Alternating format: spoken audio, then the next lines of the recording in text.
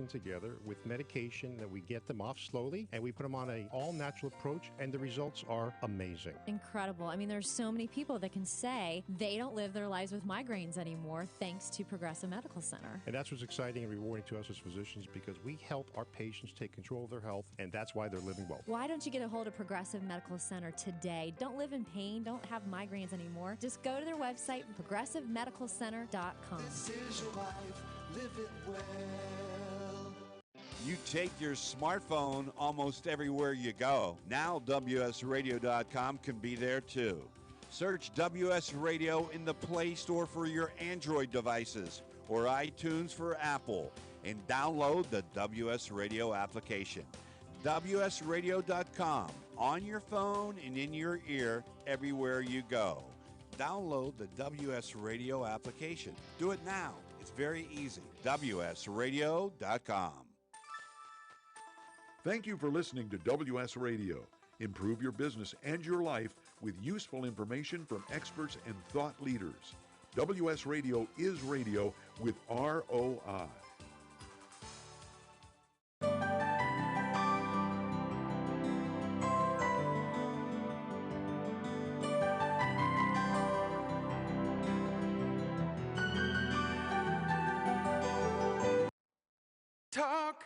Talk to me.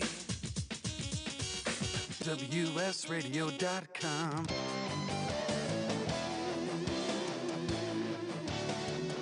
Welcome to Sport Kids, the podcast, a team get-together in the element of team sports. A podcast if you have a child or children, grandchildren playing sports, or if you are the quarterback of the high school football team. You need to jump on board. Sport Kids, the podcast, putting fun back into sports. And we welcome you from San Diego. Hello, everyone. I'm Felix Taverna. Welcome to the initial episode of Sport Kids 2020.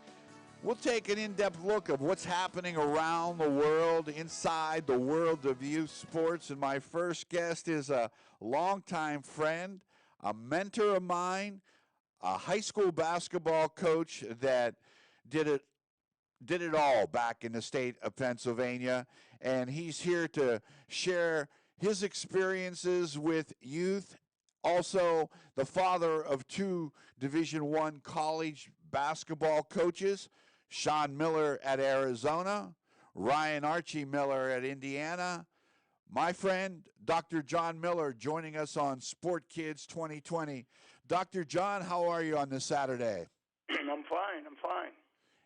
So good to have you along with us. And, this has been a real topsy-turvy type of week that has generated itself in the world of sports, all sports. We can't really eliminate any of them. Perhaps maybe thoroughbred horse racing still running, but what do you make of all this in regard to what has happened this week? Yeah, it's unprecedented. Never really gone through something like that. We had an energy crisis back 10, 15 years ago. That they shut everything down because of cold weather, and we played our games at the Dome and in central locations. But other than that, I've never seen anything quite like this. Dr. John Miller, you are a legend in the state of Pennsylvania, a 25-year-old Pennsylvania high school career coaching basketball. You started in our hometown of Elwood City, which had two high schools, Riverside High School and Elwood City High School. You coached Riverside High School, I believe, starting in 69 or 70. That's 1969 or 1970. And you racked up 657 wins coaching high school basketball. Must be a great tribute to all the hard work that you put in building your regimen and your program.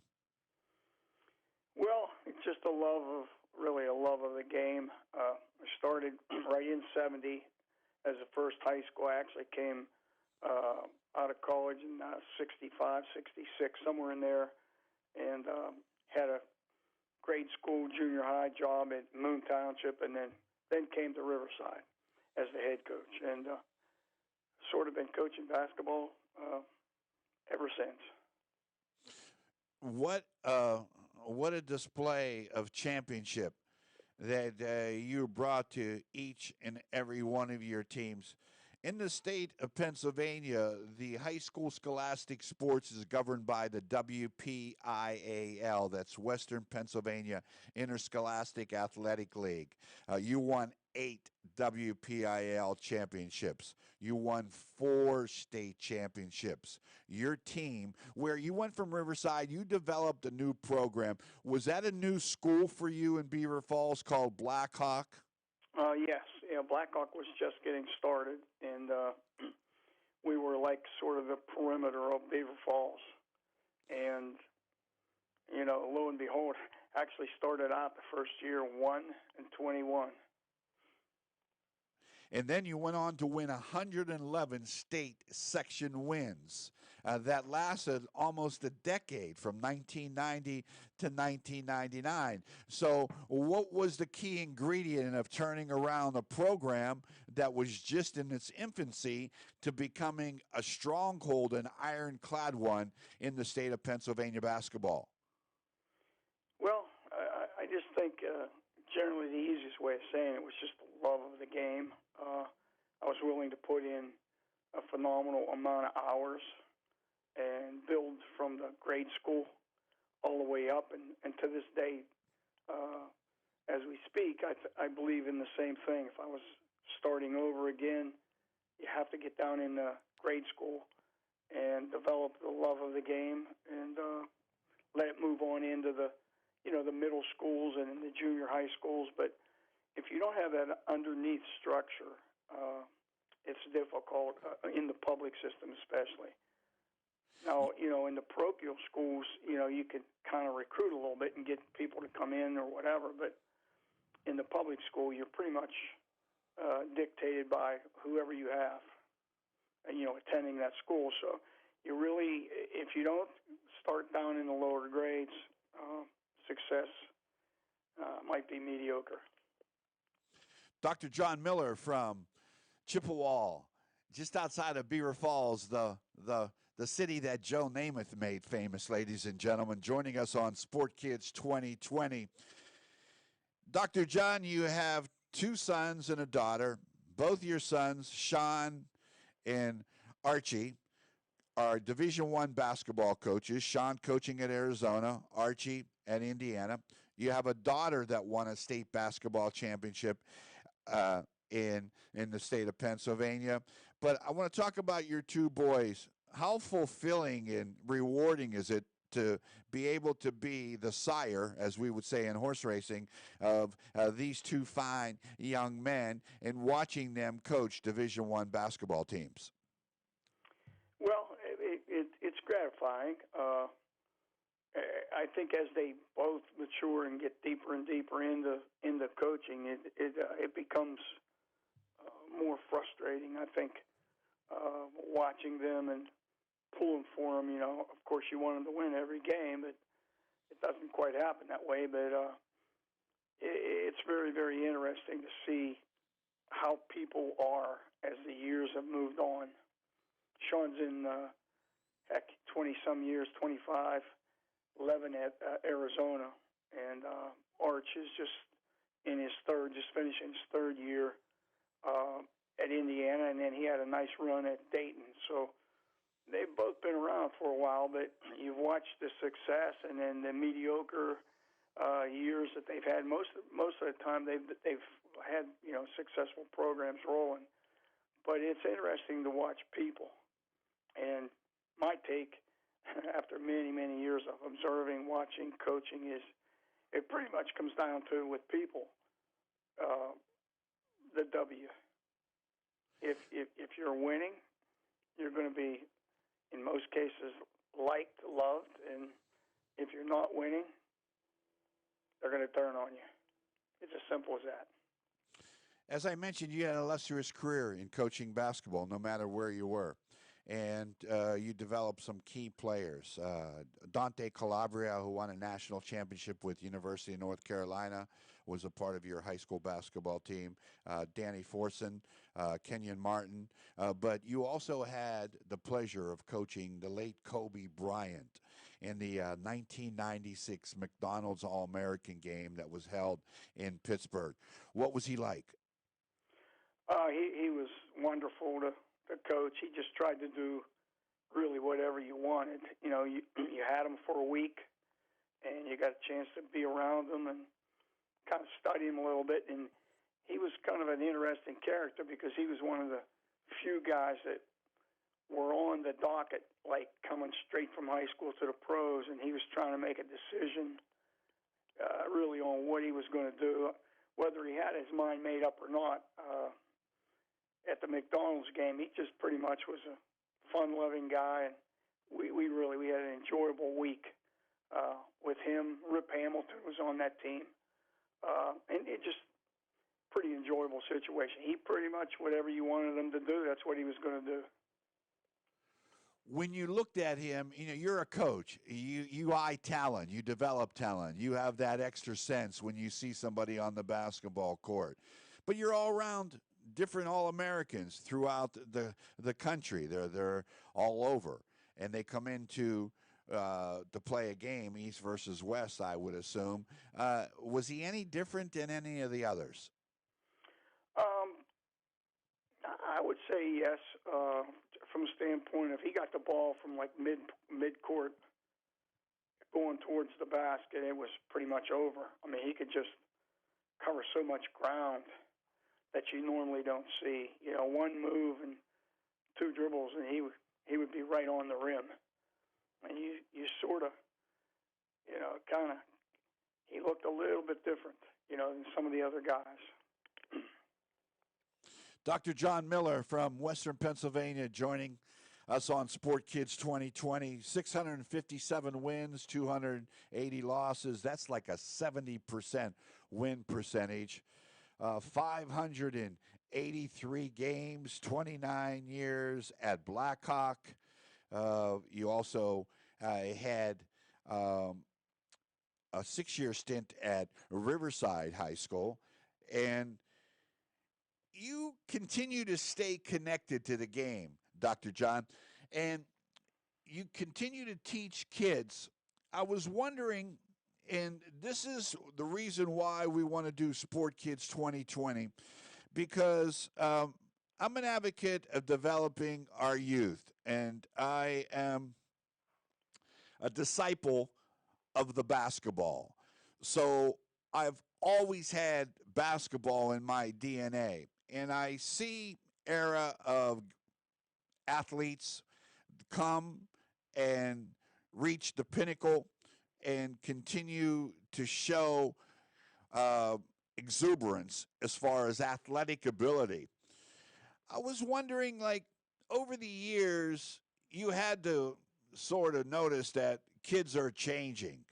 Have they changed that much over the years per your eye? Well, I don't think it's as much the kids changing as much as the adults who govern them have changed, and which leads to the way the child thinks. And, you know, back in my day, I mean, whatever the coach said or whatever the adult person said, you pretty much followed the rules, and if you didn't, you paid. Today, it's not that way. Today, it's more like if I'm not getting my own way, I think I'm going to move over and jump over on this other ship. And if that doesn't work, then I might just jump again over on another ship. And, you know, sort of the days of just reaching back, digging in, working extremely hard, I'm going to prove to you that I can do it, seems to be waning. And basically, I'm not so sure that it's the child, the athlete. It's more like whoever's in charge of him is dictating what's going to take place. And so that, you know, the end result is they keep moving around based on, like, let's look at the even if you start up in the college ranks, the transfer portal today, how many are transferring? Oh, back and forth, and it's astounding, really. I mean, I think it's like in college basketball today, it's over like 400 to 500. 500 people have like transferred over. You say, well, why? Why is that happening? Because it's happening down in the amateur, AAU division, and even in the high school ranks today. I don't get my way.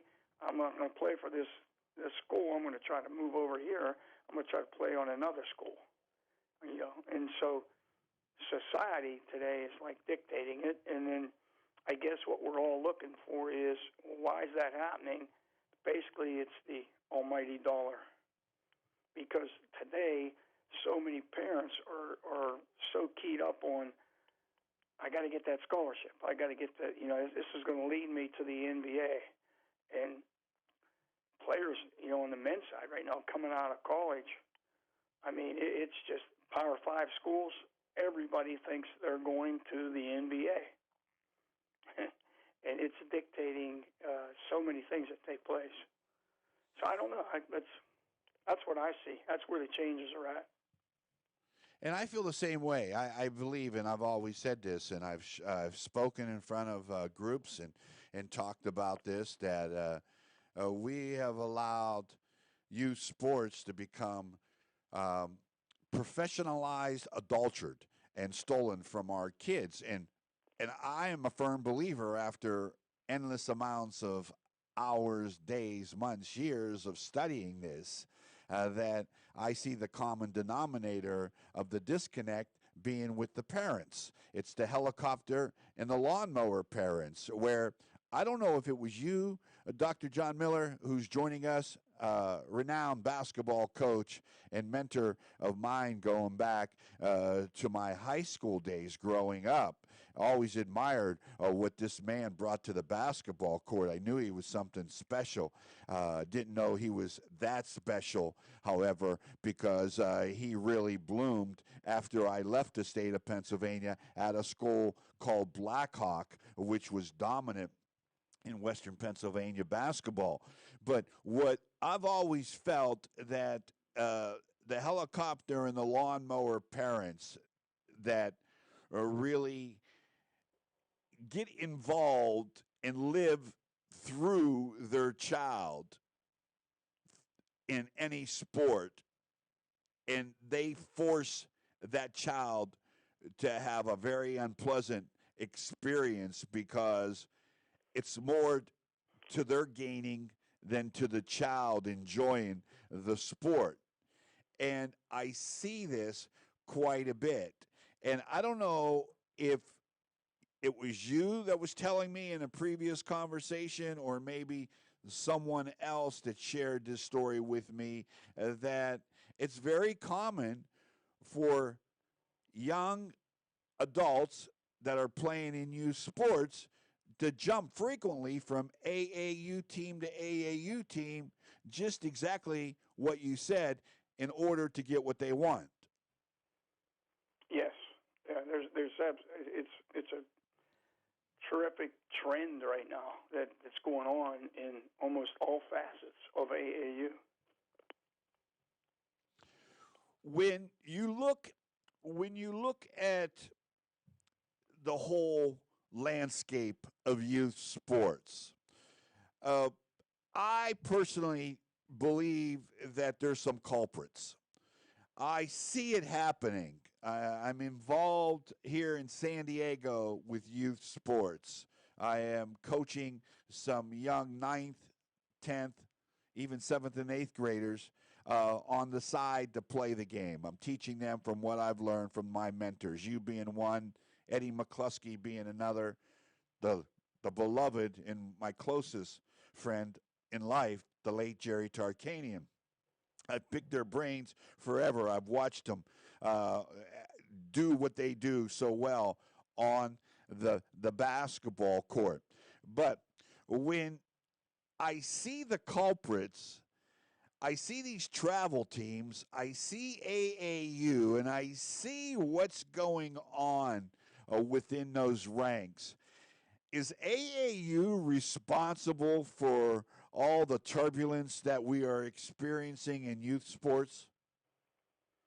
Well, I think they're right smack in the middle of it all, and some of it is for positive reasons, but a lot of it is for negative.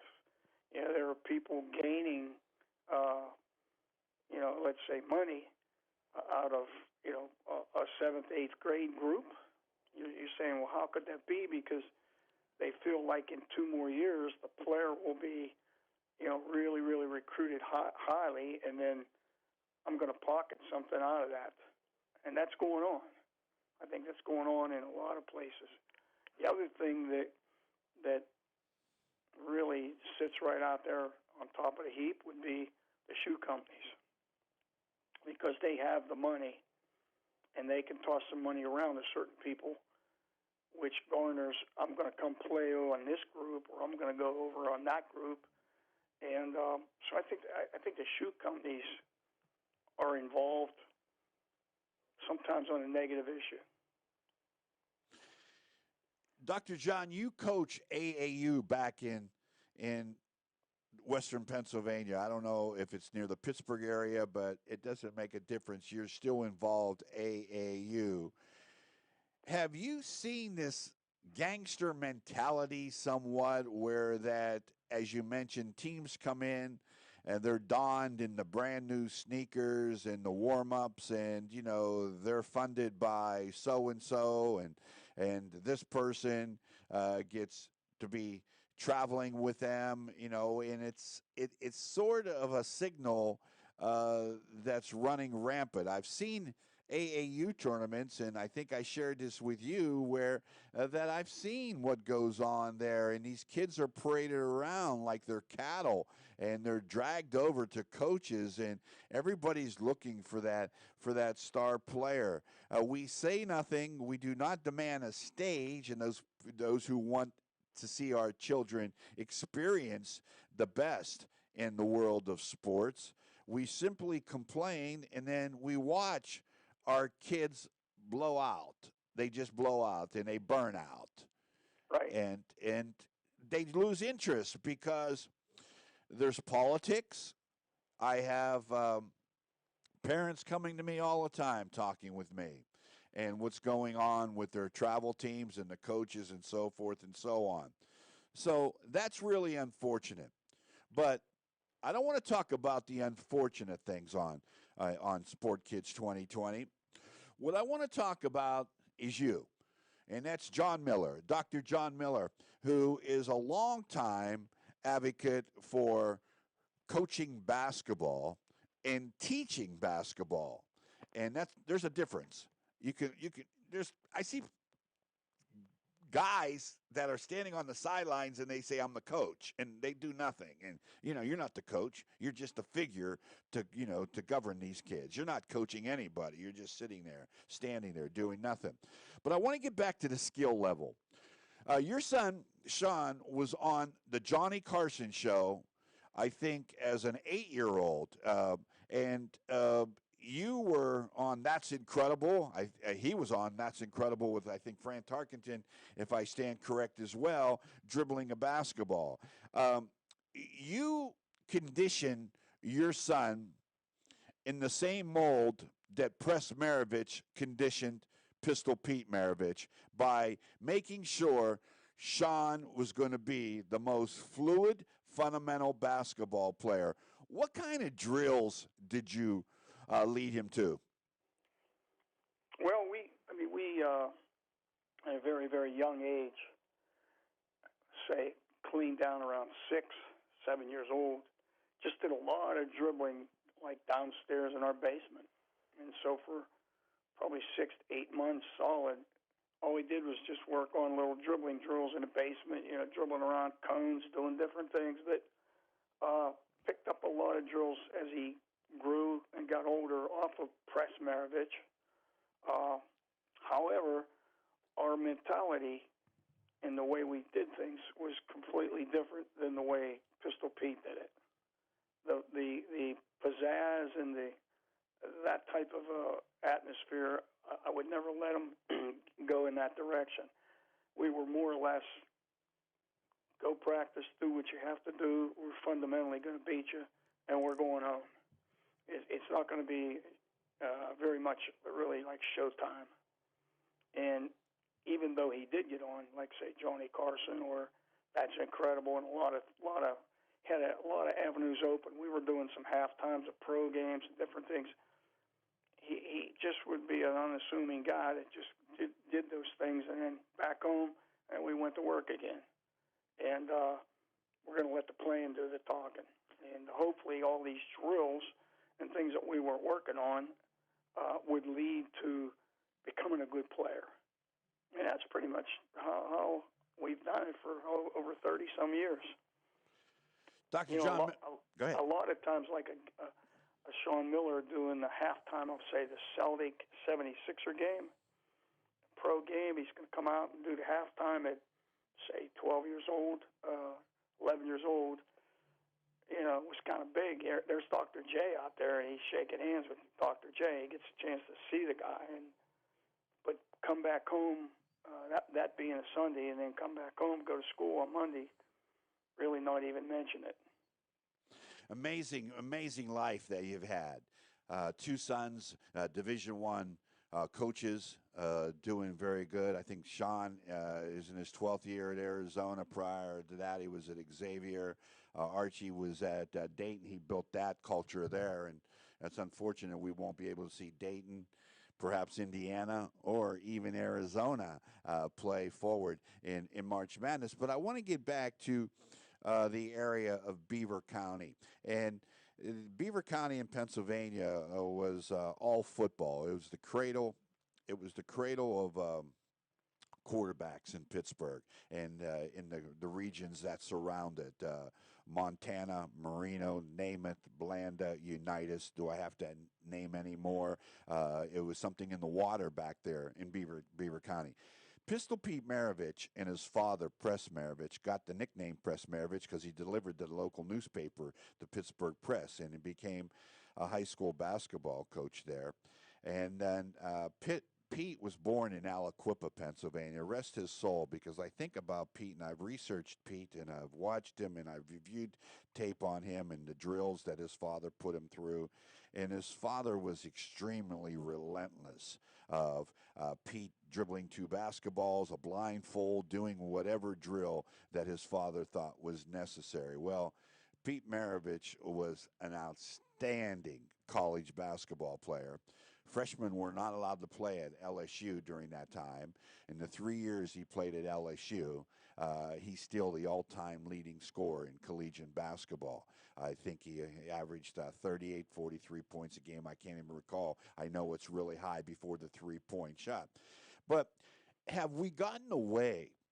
And do you see that these common-day coaches that are coaching kids, and by the way, before I forget, I wanted to shout out and pay you some really good kudos for when you started at Blackhawk. You created the junior Blackhawk program, or the Blackhawk program for kids that were in 3rd, 4th, 5th grade. And by the time they got to you, they already knew your system. And I applaud you for that. Getting to these young kids. I had the pleasure of working with some 7th and 8th graders this year. 2 of them never played basketball before, so I was up against it, but they really loved it, and they really had some skills and talent, so I enjoyed it more than they did. But when you look at the coaches today, do you roll your eyes back and say, what are these guys teaching, or is the coaching on the youth level pretty good? I sort of roll my eyes a little bit. I think everybody today, or many today, I won't say everybody, they're looking for the quick fix. We want to get a little bit of a kind of showtime thing. I'm tossing tennis balls up in the air and I'm dribbling the basketball and I'm doing all these. I always say, like, we just want to work on ABC. We don't want to work on XYZ. And I think today there's a lot of trainers and people out there that they got to keep changing it up a little bit, so they're doing meaningless things instead of just working on crossover and a lefty hook, a crossover and a righty hook. I teach people how to shoot a layup from 6 different angles. It's like, hey, that's too boring. Same way with shooting free throws. Sean Miller shot 100 free throws every day from 9th grade to 12th, 1,400 days. Never missed 100 free throws every day, every single day, to the point where even in high school, like, some of the people would just smile and say, like, man, he's crazy, or his dad's crazy. But it was just a little system that we had. And if you shoot 100 free throws, it takes about 18 minutes. So I would always say, like, it's only 18 minutes out of your time just to knock out 100 free throws. So what do you think his free throw shooting percentage was as he got into high school? I can tell you exactly what it is. 224 for 244. That's 93.3% percentage. So his senior year in high school, he shot 244 free throws. He made 224, 93.3. I think it was a state record, but I'm saying this to you. We were so busy and could care less, we never even put it in the ranks. Like, so I don't think anyone in Pennsylvania even knows that he was 93.3 because we didn't really care. We were just about our team winning. And today, a parent might talk to that child and say, "Hey, look, you're shooting 93.3, but you missed 20 free throws. What's going on?" The ride home, which is very, very dangerous in youth sports. Parents getting to these kids after these kids perform whatever sport they play, and they get to ride home, and then you got to hear from the mother or the father or both about, how you messed up or how you missed a block or how your kick was off center or how your shooting wasn't in range, whatever the case might be. The parents really are a problem, but there is no substitute for great skills. My idol was probably a man that you chased in the state of Pennsylvania. I think he won 7 or 8 state champions, and he coached up at Farrell, Pennsylvania, Eddie McCluskey, where I became obsessed with Eddie McCluskey and watching how he coached and how he brought teams that were a little smaller in school capacity and enrollment, and then strike down the Goliaths. I recall, and I researched and read where Eddie McCluskey in Farrell High School, which was a student enrollment about 600 in the state of Pennsylvania, playing at the top level in the top section of Pennsylvania, and that was Section 3. And there was Aliquippa and Beaver Falls and Newcastle and Sharon and Butler and Ambridge. They were all jammed into this one section, which was dominant in high school basketball in the mid-'60s, early '70s, and beyond. Section 3 was the section of state champions. 4 in 5 years won the state championship from this little section in western Pennsylvania in an era where football was king. See, basketball didn't catch on. It was a football type of mentality. That's why the Steelers brand is so great, because it trickles down to high school, where a Beaver Falls Newcastle game would draw 14 or 15,000 at the high school level. But what I want to get back into talking about is that this Eddie McCluskey, he taught defense and he taught fundamentals. And I think the key to being a good basketball player is that you can have all that glitter and showtime, But if you don't have the basic fundamental base, then you're not really going to excel in areas of the game.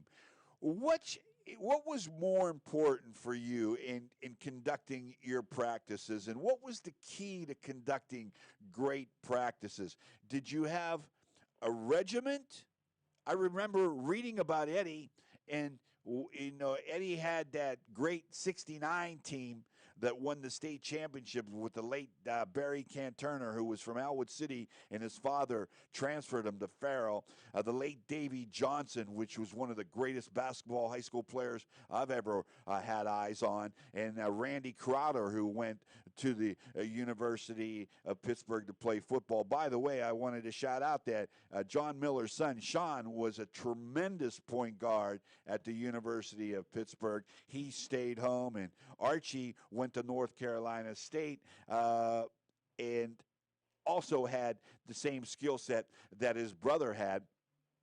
But Sean was just like a freak of nature without any question. But Eddie McCluskey once mentioned, and I read, where that he did the same thing, practice every day. Every day, that team did the same thing. What was your regimen like? Well, number one, when I began coaching, and the guys I was studying, I was trying to really look at the best guys, and so obviously I researched McCluskey. So I worked his basketball camp up at Gannon University. I worked his camp for 8 summers in a row. So I got to know all about Eddie McCluskey and what he did, his defense, and so I pretty much, I think, followed the same structure. A fierce defensive team. And the defense led to a lot of offense. And so, I think a fierce defense, stopping the other team, sometimes also ignites your offense because you're taking the ball off of people or you're forcing them to turn it over. And it ignites your own offense. So I'm a huge Eddie McCluskey disciple. So am I. And, my pal, and I think about him every day, Dr. John. I think about how lucky I was to have the opportunity to become his friend, the late Tark the Shark, Jerry Tarkanian. And when we would sit down, I would pick his brain endlessly for hours. And one day he said to me, "It's unfortunate we didn't meet while I was coaching." And I said, "Why is that, Tark?" He said, "Because you would have been my number one assistant, because nobody has the DNA of a basketball coach like you. Yeah, and basically, it's the truth. And it was just one of the highest compliments that anybody could ever pay me for something that I've always studied and always loved." And Tark would share with me, and I would pick his brain, like I mentioned, and I would be really, really at him, asking him a lot of questions. And I would ask him, like, "How long do you spend coaching defense?" And he says, 30 minutes a day. And I said, 30 minutes. And I go, "Well, is it the beginning of the practice?" And he said, "Yes." And I says, "Are there any basketballs on the court?" He said, "No. I bring my team out, I stretch them, and I work them defensively without a basketball. They don't see a basketball. Then we roll out the basketballs." And I asked him, like, when you led the nation like 7 years in a row with scoring. You had, the great Armin Gilliam from Pittsburgh. You had Jeep Kelly came out from Shenley. You had Keith Starr, another Pennsylvania player that played for Tark at Pitt. Tark had a pipeline to Pitt for Timmy Gergovich, and they just sent people out from Pittsburgh to be on Vegas, and he would play his defense. He would play his defense so tough and mighty, man to man, where when he led the nation in scoring collegiately at UNLV, he shared with me that he wasn't they weren't an offensive team. He generated points from his defense. He had a thing called the Easy Eight. He put players in, and there are a whole motto and mindset would be score quick 8 points off the D. And they'd press and they'd score on fast breaks and turnovers and what have you. And his defense was very, very solid. Are we seeing the same type of defense that we have grown up to watch the coaches like an Eddie McCluskey, Jerry Tarkanian, Dr. John Miller? Have we seen coaches go way back in regard to teaching how important it is to become a good defensive team? Well, I think the modern day guy today, is the Bennett's. Dick Bennett when he was at Wisconsin, and then of course his son Tony has just taken over and is running the Virginia setup. And I think those guys have dictated the pack line defense, and which like Sean runs that, Arch also runs it. But I think those are teams that usually the team that has the good record is they're really tough defensively. I look at Michigan State with Izzo. His guys are hard, tough. They really come after you defensively and rebounding. And I don't think it's going to change. Well, I went up to watch the Arizona, as you know, and the UCLA game, and Mick Cronin has brought that type of mindset to UCLA. And some coaches are so defensive minded that that's all they know. I mean, if you watch a Virginia team, they're very ugly to watch on the most part because they play slow and they get you to play ugly. That's what coaches do that are defensive heavy, as I would call them. But it's so important. I talked to a good friend who's a coach of a Big 12 team, and I shared with him 5 weeks ago. I said, and I won't mention his name, but I shared with him, your defense is horrible. I mean, I don't care how you score the basketball. If you score 2 and they come down and score 3, you're not doing anything great. You've got to be able to stop and get in the faces. And I've seen this in the Big 12 where it doesn't seem like the coaches are that interested in teaching defense. They're more looking for that breakaway, that slam dunk, that easy uncontested layup, whatever. All offense, no defense. I was going to ask you this about travel teams. I have had a lot of complaints from parents here in California that the demand for their child to play travel team basketball all year round and not play any other sport. And I'll follow up with that. With that, a lot of coaches are now saying that, hey, Johnny, hey, Jimmy, hey, Mikey, you either have to play one sport or the other. You either have to play basketball or football, soccer or track, but you can't do multiple sports. You have to zero in to one sport. Do you see that being that way back there in Western Pennsylvania? I think it's heading a little bit in that direction. We just have more things. Back in the old days, think about it. You just had baseball, football, basketball. There wasn't really a whole lot of others. Where today, let's throw volleyball in there. Let's throw lacrosse in there. You know what I mean? You have more access now to swimming pools. You have a swimming program. So there's so many more sports to play, and there's not that many athletes to go around. And so, I think the coaches are trying to latch onto their guy because everybody wants them to go off and do something else. So you got a little tug of war going on. Back here, football's still very, very powerful, and they're not going to lose their grasp on the football end of things. Well, here in California, I see a lot of high school parents getting their kids out of football. I can see that switch. I see that switch. and that elimination of that football. I mean, it's still big. I mean, that's not. Yeah. But it's coming. You're right.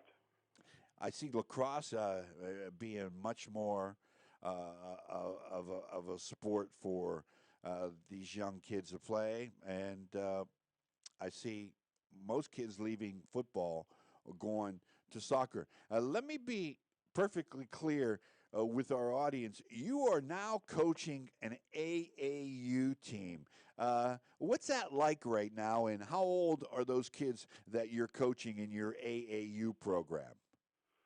Well, it's all the way up. It starts at like 4th, 5th grade and goes all the way up to 17U. But 7 or 8 years ago, I switched over and started coaching the girls. Nice. And the reason that I did that would be it's just easier. It's easier coaching them. They listen, and they're trying to do exactly what you want them to do. And they seem to have more fun, really playing the game. They're trying as hard as they can to do what you want them to do. And lo and behold, the style of play, whatever, I mean, it's really increased now. I mean, if you watch a girls' game now, it's not like the old days where it was kind of boring and they couldn't really do much. Today, you watch them play today, they're pretty good. They got a lot of good ones. On the boys' side, I see I really don't want to work that hard, or I don't really like what you're doing, so they jump ship on you. So I just sort of gravitated over and took the girls, and so we have right now, this AAU group that I have, we have 32 teams. We have that many teams playing AAU. Now, this isn't AAU the way you're thinking at the highest level. Like last year, I had a 17U girls team. We had a 16 and 15. They all did pretty well. But we're not backed by any shoe company. We don't have to, if I go with, say, Under Armour, and I'm under the shoe company, now Under Armour's dictating that I have to go to Atlanta. I got to go to Dallas. I got to go to Kansas City. I got to go out to Vegas because I'm under their deal. And so I don't really want to do that because I'm thinking to myself, well, number one, the people that are going to get recruited, or if a girl goes to college, or even on the men's side, they're probably going to go to college somewhere around the Pennsylvania area. So why am I going to go clean out to Vegas with my teams and pay exuberant amount of money when most of the players that I have, they go to college, they're going to probably go to, New York, Maryland, over to Jersey, Maryland, right around the Pittsburgh, Pennsylvania area. And I don't see too many of them being recruited. And if they are recruited, they're recruited by West Coast people. That makes it much, much more difficult. So for me, I'm trying to, number one, make it really fun. They really enjoy playing the game. I'm trying to teach them life skills of hey, we're getting you prepared to maybe go on to college. If you want to play basketball, great. If you don't, you still enjoy the experience of being a pretty good basketball player, and then, hey, I'm going to leave this and go on to college. Or if I'm a college, I have a chance of getting under scholarship, this is what it's going to be like, and then trying to develop the skill level to the point where it's a lot different on that girl's side because, you go to college, you start to play, or unless it's Power 5, there aren't that many people sitting in the bleachers. You're playing more like for the love of the game. You love to play the game of basketball, and you're going to play. Versus, I got to have 8,000 people sitting in the bleachers. It's a little bit different on the girls' side. And so I've learned over the course of time, they're great to work with. I mean, they enjoy the practices. They come in, they're ready to go. Whatever you tell them to do, they're going to try to do it. So I've stuck with it for 7 or 8 years, and we've probably put at least over 40 girls who are playing college basketball. That is You know? tremendous. That is that is mind-boggling and mind-blowing, and in not a big surprise to me, because I know anything that you would put your hands on, that you would teach the game, because you've always been a teacher. You were a former teacher for 25 years. You taught health, I do believe, at Riverside, if I stand correct. But you're a teacher, and a teacher and a teacher and a teacher all adds up to teaching. And if you teach the game of basketball, and I happen to agree with you about the women's game, Dr. John, I really do, because I had more pleasure of watching Connecticut play Notre Dame or South Carolina, and watching the development of these young women. Each year it seems to be there is one or two great shining stars in women's college basketball that just come out of nowhere. Kobe's friend, the girl from the University of Oregon, I watched her final game that she played, and she set the record for having 20,000 points, 10,000 this, 1,000 that, whatever the case might be, and she was just awesome. And I could see where you could get the pleasure of having the direct attention of your teaching to girls who really are going to pay attention and listen to you. Because one of my pet peeves of the AAU here, and I think I might have shared this with you on a phone conversation that we had, was that there's too much ego, and there's too much selling going on, and there's too much turbulence going on, rather than it's showcasing, it's showboating, it's parading, it's it's just that teams coming in, it's the ego, they want to be noticed, and it is costly for these teams to travel all around. But I think that we have gotten completely away from what these kids need. And I think we touched upon it here on this episode of Sport Kids 2020. Skills fundamentals. I was going to ask you, you coached your daughter, and she won a WPIAL championship, correct? Yeah, she had a couple of them, and in '99, my team won the state championship, and Saturday night, our girls won the state title. We won the boys and the girls in '99. Did you coach both? She played on that team. You didn't coach both? No, I didn't coach both. I coached them in junior high coming up through. You built a great program back there, and what a great family that you have, along with your wife and your 3 children. I would think you're about 76 right now. Am I correct in assuming that? Yep, I was just 77 the other day. God bless you. Happy birthday. We'll catch up when I'm back there, but I want to thank you, Dr. John Miller, legendary Pennsylvania high school basketball coach, joining us on Sport Kids 2020. 8 WPIAL championships, 4 state championships, 111 straight section wins going from 1990 to 1999.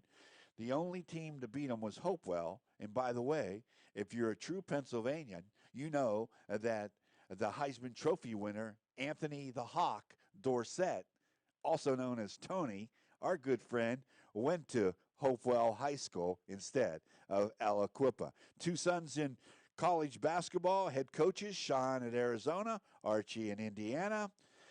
He's still coaching AAU today. He really loves the game of basketball, and he is truly a superstar in my eyes. I want to thank you, Dr. Miller, for being on our radio episode of Sport Kids 2020. And what are you going to be doing now without any basketball? I don't know. I'm thinking about that. So we'll see. We'll figure something out. We appreciate it. We'll catch up with you. We'll catch up with you real soon. Thanks for your time. Give my best to our man Tony Court, the mayor of Elwood City back there, and tell him that I hope to see both you guys my next trip back. Thanks so much, Dr. Miller. Will do. Thank you for having me on. See you later. You got it. Dr. John Miller on Sport Kids 2020, 8 WPIL championships. He built the program. He built the fabric. He built the culture. He did it with skills fundamentals. Son Sean Miller was on the Johnny Carson show, dribbling 6 or 7 basketball. Archie's the head coach of Indiana. So it's sort of a family affair. Father's a coach. Both sons are coached. Daughter had a WPIAL championship, and also coached Kobe Bryant. How many folks could say that? 1996, a McDonald's All-American game in Pittsburgh. He coached Kobe Bryant. Had some great players. Dante Calabria, who his father was my idol at Aliquippa High School back in Pennsylvania, named Chad Calabria. But AAU, travel teams, parents, helicopter, lawnmower parents, really bring down high school sports. You've heard it from somebody who his whole life dedicated his whole life to teaching the game of basketball. I'm Felix Taverna for Sport Kids 2020. We're happy that you're able to join us. We'll catch you next time here on Sport Kids 2020.